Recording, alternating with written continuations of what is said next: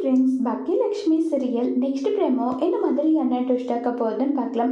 ஈஸ்வரி பாக்கிய கிட்ட வந்து எதுக்காக இப்போ நீ செலியன் அடிச்ச, செலியன் என்ன தப்பு பண்ணா, அவன் வந்து அவனுடைய தங்கச்சியோட வாழ்க்கைக்காக கரெக்டான ஒரு முடிவு எடுத்து அதை வந்து அவன் செஞ்சிருக்கான், இதுல நீ என்ன குறைய கண்டுன்னு சொல்லி ரொம்பவே கோபப்படுறாங்க.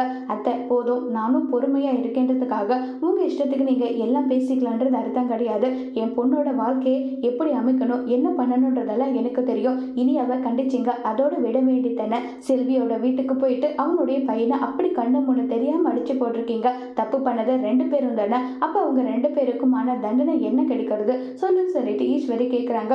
இங்க பாருங்க, இனியா இது தப்பு, இதை பண்ணாத நீங்க சொல்றீங்களா, அத்தோட நிறுத்திக்கணும். என் பொண்ணோட வாழ்க்கையை எப்படி அமைச்சு கொடுக்கணுன்றது எனக்கு தெரியுன்றாங்க. அப்படின்னா அந்த ஒன்றுத்துக்கு வருவாத பிச்சைக்கார குடும்பத்துல உன் பொண்ணு இனி அவ கல்யாணம் பண்ணி கொடுப்பியா? கண்டிப்பா அது அவளுடைய விருப்பம். அவ வந்து அந்த லைஃபை ஏத்துக்கிற ஒரு நிலைமை ஒரு பக்கமும் வந்தா கண்டிப்பா நான் அவனுக்கு கூட கல்யாணம் பண்ணி கொடுப்பேன். நானெல்லாம் உங்களை மாதிரி தகுதி தராதரோ ஸ்டேட்டஸ் பார்த்தெல்லாம் வந்து கல்யாணம் பண்ணி கொடுக்கணுன்ற அவசியம்லாம் எனக்கு கிடையாதுன்னு சொல்றாங்க.